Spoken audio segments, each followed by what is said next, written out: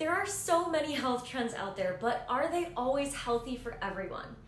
This is the video I wish that I had had 6 years ago when I was trying to be healthy, but only made my health worse by following all the trendy health fads. In Ayurveda, there is no one-size-fits-all approach to health, and the idea that there are certain foods or health behaviors that are either good or bad for everyone is simply not true. This video will address those health trends that are not helpful for those of us experiencing high Pitta and that are typically also not helpful in the summer, which is Pitta season, and what you can do instead to balance Pitta and experience greater health and happiness. If you haven't subscribed to my channel yet, hit the subscribe button and the bell to be notified every time I post a new video about creating a happier, healthier mind, body, and life. First of all, what does a Pitta imbalance look like? So as I've shared in my other videos, Pitta is made up of mostly fire and a little bit of water. So Pitta imbalances are related to the qualities of these two elements. What would you expect from someone who had a lot of fire going on in their body? Basically, anywhere there's inflammation, acidity, or redness. Burning, acidic sensations in the gut, like hyperacidity, gastritis, acid reflux, heartburn, IBS, diarrhea or loose stools, all of that kind of thing. Skin conditions that are red or itchy or inflamed, like psoriasis, eczema, rosacea, dermatitis, acne, burning and itching eyes, or really anywhere in the body that there's burning or inflammation. And what about someone who has too much fire in the mind? That's gonna look like mental intensity. Think of kind of that type A person. There's gonna be more anger and irritability, annoyance, frustration. This person might be, more judgmental and maybe more jealous as well. And they can also have a lot of overwhelm, which can lead to burnout. Burnout is very much a Pitta thing.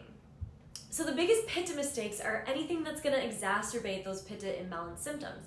These are some of the things that we do that we think are gonna make us healthier, but if we have a lot of Pitta, they might actually be doing more harm than good. And summer is Pitta season, so even if you don't have a lot of Pitta in your constitution, you likely will still be influenced by the heat and the fire of the season, and you might experience some of these imbalances this season as well. So these things are also things to reduce in the summer as well, even if you're not a Pitta. Number one is Kombucha, surprisingly enough. So modern science is finally recognizing the importance of gut health, which is amazing. But as the popularity of probiotic-rich food has increased, I often see people eating and drinking like a ton of them. And they're thinking that they're doing something great for their bodies, but unfortunately, drinking an entire bottle of kombucha is not actually that helpful. In fact, I've seen people exacerbate gut issues like gastritis, hyperacidity, IBS, diarrhea, all of that kind of thing. And some people do this every day and they have no idea why they're having abdominal pain or discomfort. So the same goes for eating too much kimchi, sauerkraut, pickles, miso, even apple cider vinegar. So shots of apple cider vinegar have become super popular, but having too much of all of these things actually does more harm than good. And worse yet, sometimes people actually increase their use of all these things because they think that it's gonna help them with whatever gut issues they have going on that was caused by these things in the first place.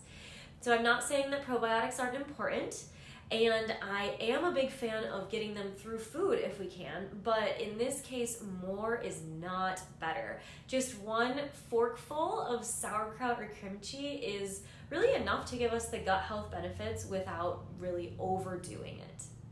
Number two, hot yoga. Hot yoga is such a popular trend, and I know a lot of people who are already very intense and have a lot of Pitta going on that go to hot yoga all the time, even in the summer when it's already Pitta season. And there is a time and a place for hot yoga, like, in the dead of winter when you've got a kapha imbalance going on and, you want to warm up your body. But summer with a Pitta imbalance is not that time. So if you do a lot of hot yoga, you might find that you actually become more irritable, angry, stressed, frustrated, not exactly the results you want from your yoga practice. So the reason that this happens is that in Ayurveda, like increases like. So intense yoga in a heated space is really going to increase the heat in your body and your mind, potentially leading to Pitta exacerbation. Number 3, lemon water in the morning. So I don't actually drink lemon water in the morning. What? Everyone and their mother is doing this right now in the wellness world. So now, before you think I'm going to tell you that this is bad, please don't misunderstand me. None of these things are bad or wrong. And lemon water is great for so many things. And for a lot of people, lemon water can be helpful to kindle their Agni or their digestive fire. So it can be really helpful if your Agni is low, your metabolism is low, even if you have high Pitta. But if you have a lot of Pitta and you have a digestive fire that's pretty high, lemon can exacerbate that further, especially if you're drinking it every morning or if you're eating a lot of other sour heating foods like we talked about in the first point. And the other thing is that dosing matters. So in a small amount, lemon can be an antacid, but if you're going nuts on the lemon water, if you're adding too much lemon to your water or drinking it every single day or multiple times a day, or you're squeezing it on all of your foods, it can be too acidic. And so the sour taste can be helpful for the liver in small amounts, but when there's too much, it can actually exacerbate Pitta in the gut, throughout the gut. So I do drink warm water first thing in the morning, which helps to flush out toxins, get peristalsis going so you can have bowel movement, jumpstart hydration for the day, but I just don't add a lemon. A lot of my meals include like a lemon olive oil dressing, and sometimes I have lemon water later in the day, so I find that I just don't need the extra lemon in my water in the morning.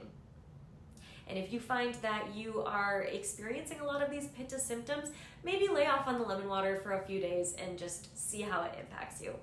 Number 4, too much intense exercise. So along a similar vein as hot yoga, a lot of times I see people with a lot of Pitta going way overboard with high intensity exercise. Now, don't get me wrong, I have a lot of Pitta in my constitution and I love high intensity interval training, weightlifting, cross training, but I know that I need to balance it out with softer, slower movement practices as well. Otherwise, I will definitely burn out, or I'll get injured, or I might even become more irritable. So people with high Pitta tend to crave intensity, and we also think that the harder something is, the better. No pain, no gain, work hard, play hard. These are common Pitta mentalities. And I used to totally play into this until, this mindset actually made me pretty sick in college. So finding a balance between work and play and rest is crucial, especially for us Pitta types whose tendency is to go too hard and burn out. So you don't have to give up your intense exercise, but balancing it out with softer movement to connect you to your body, stretch it out, recover, all of that is going to do you a world of good, especially for your long-term health. If you're finding this video helpful, give us some love and hit the like button. Number 5, having expectations for how your meditation should be. So I actually used to get more stressed when I tried to meditate.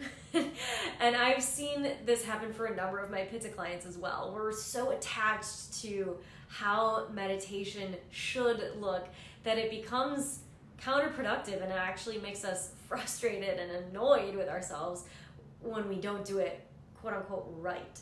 So meditation is one of the most important practices Pitta can do in order to reduce stress and get out of our minds and back into our bodies, but only if we release expectations of how it's supposed to look. So I've actually started calling this practice sitting in silence. It's a much less loaded term, and I feel like anyone can think, yeah, I can do that. So, just sit your booty down and be without needing it to look any certain way. And if it's helpful, you can use a guided meditation. If it's not helpful, don't use a guided meditation. Do whatever actually works for you. Number 6, too much structure in your yoga, your meditation, or your breath work. So along those same lines, having a yoga, meditation, or breathwork practice that's overly structured can also be counterproductive for Pitta. So some structure is really helpful for everyone, but us Pittas can be overly rigid and we might need to soften our practices. So yoga practices that are super regimented, like you do this movement and then you do this movement, then this, instead of emphasizing what just makes your body feel really good in the moment, can make us more rigid. So it would be a lot more helpful to do a yoga, meditation, or breathwork practice that has loose guidelines, but encourages you to flow with what feels good for you. The antidote for a Pitta imbalance is often leaning into pleasure and what makes you feel really just like delicious in your body. So instead of mind over matter, you can start to think, what will make me feel really good right now, and allow your body to lead the way instead of your mind. Number 7, skipping sleep for other health habits. So this is another thing I see a lot. People skipping sleep so that they can do their other health practices. They want to get their morning routine in the morning, or they want to get their workout in, so they wake up earlier, but they don't actually go to bed earlier so that they can squeeze it all in. Of course, they have good intentions. They're doing this in service of being healthy, but it's actually less healthy than getting the sleep that they need and just not doing the other practices. And this is something that I used to do a ton. I would stay up late studying and then wake up early to work out. And then not only did I have all of the awful sleep deprivation symptoms, but I also couldn't really make healthy decisions for myself. It's infinitely harder to make decisions that are going to benefit us in the long run when we are sleep deprived, even if the long run is like a few minutes down the road. So this is backed by a ton of research, and we all need to be prioritizing enough sleep over essentially everything else if we want to live long, healthy, happy lives. So Pittas, please prioritize sleep above all the other health habits. I promise that you will thank me in the long run. Number 8, treating your self-care like a to-do list. The last mistake that I'll talk about today that I see Pittas making when it comes to their health is viewing their health habits as a chore or a to-do list that they just need to check off every day. So Pittas often tend to do things only if they have a purpose, until they can't do it anymore and they rebel and they overindulge in some way that makes them feel out of control. And they also tend to have an all or nothing mentality when it comes to health habits, food, other health behaviors. So they think like, I'm either going to do it perfectly or I'm not going to do it at all. But what are these health habits for in the first place? They're there to make you feel good, to improve your quality of life. So allow them to do that. Don't get so caught up in the shoulds that you don't allow yourself to enjoy the process. If there's something on your to-do list that you force yourself to do because you should, reevaluate. How can you change or shift that thing so that you enjoy it more? If you hate working out, how can you make it more enjoyable? If you hate meditation, how can you make it lovely? Romanticize your health habits so that they bring you pleasure instead of stress. If this resonated with you and you want to implement the health habits that it takes to thrive in your mind, body, and spirit based on your unique needs, check out my signature Happy Healthy Habits coaching program in the link below. This program is really the program that changes people's lives for the better and for the long haul. I'd love to see you inside. If you haven't subscribed to my channel yet, hit the subscribe button and the bell to be notified every time I post a new video about creating a happier, healthier mind, body, and life. See you in the next one.